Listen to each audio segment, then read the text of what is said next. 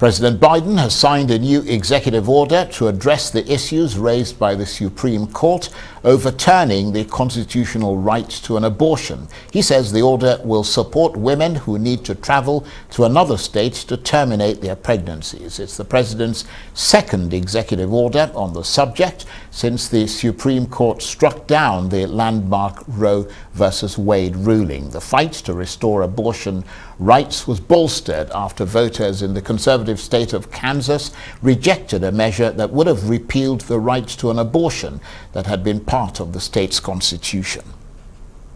You know, this executive order also helps women travel out of state for medical care. Secretary Becerra is going to work with states through the Medicaid to allow them to provide reproductive health care for women who live in states where abortions are being banned in that state. The executive order makes sure healthcare providers comply with federal laws so women don't face delays or denials of medically necessary care. The court practically dared women in this country to go to the ballot box and restore the right to choose that the court had just ripped away after 50 years. They didn't have a clue about the power of American women. Last night in Congress in Kansas, they found out women and men did exercise their electoral and political power. With a record turnout, voters of Kansas defeated a ballot initiative to remove the right to choose an abortion from the Kansas Constitution. It was in the Kansas Constitution. Voters made it clear that politicians should not interfere with the fundamental rights of women. And the voters of Kansas sent a powerful signal that this fall the American people will vote to preserve and protect the right and refuse to let them be ripped away by politicians. And my administration has their back. President Biden and Arise U.S. correspondent Eric Ham joins us now for more on all those stories. Good to see you.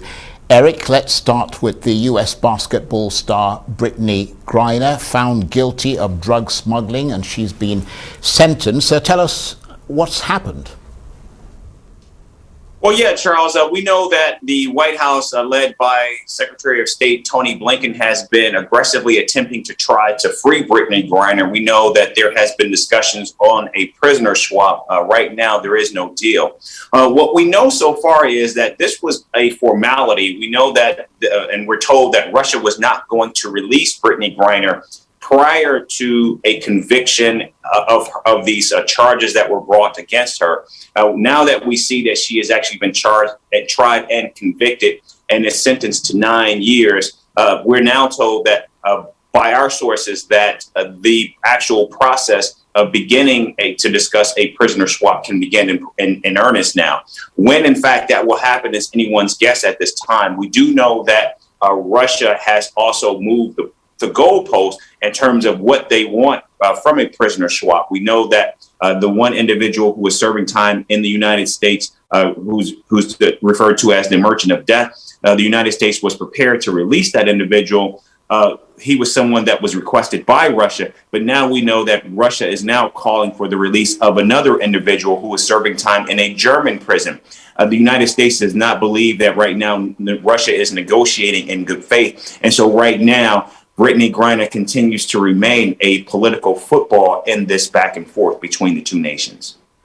Well, absolutely, because I was just going to say that her case isn't just legal. I mean, it's got tied up into wider U.S.-Russian relations and a case in which she's become a pawn in a geopolitical game.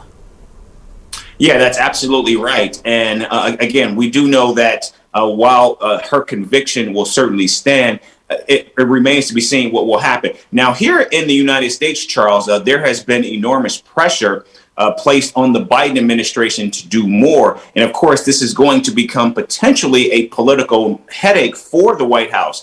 Remember, in the United States, the most ardent base for the Democratic Party, and of course, Joe Biden, is Black women. And the fact that you have a Black woman who many believe is being illegally detained by Russia, that makes for growing concern. And people want to see the United States doing more. And quite frankly, we have seen over the last weeks now, the Biden administration being far more aggressive, trying to get the release of both Brittany Griner and Paul Whelan, a businessman who was convicted of spying in Russia. So we're seeing stepped up efforts. The question, of course, is will Russia actually play along? Of course, all of this comes as we know that now Russia is suffering a massive losses and casualties in Ukraine as the United States continues to provide resources and support for Ukraine in their ongoing war against Russia. And so many believe that this will continue to be a lightning rod both for Russia and the United States as this war continues to play out.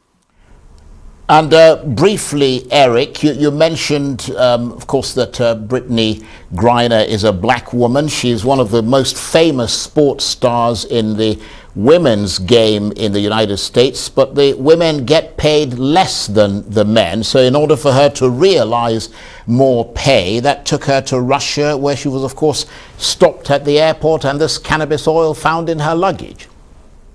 Yeah, that's right. In fact, that has also been an issue, this role of equal pay for women who do the same thing as men. Of course, we know the highest paid athletes in the United States typically are men. You take someone like LeBron James, who makes almost in excess of $100 million.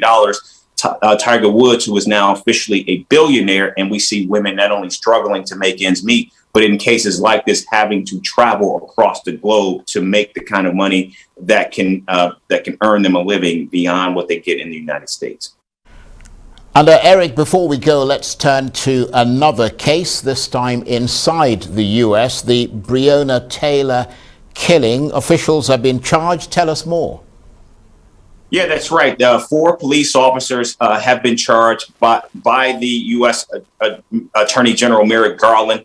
They are being charged with violation of federal civil rights. We are now told that the charges stem from the fact that one of the officers who actually was charged at the state level, but who was acquitted, actually falsified documentation that led to that raid on that fateful night that killed 26-year-old Brianna Taylor, an emergency technician who was asleep in her home. In fact, we heard from the Attorney General Merrick Garland today, who said that Brianna Taylor should be alive today. And now what we see is this case will move forward. And of course, many believe that this case is long overdue. It was more than 2 years after the killing. And of course, we know about the state of Kentucky that actually attempted to try one police officer, and that officer was acquitted. And many believe that the state was not aggressive enough in actually attempting to try these individuals for the killing of Brianna Taylor. Eric, thanks very much indeed for bringing us up to date with all those stories. Eric Ham, Arise US correspondent, talking to me there from America.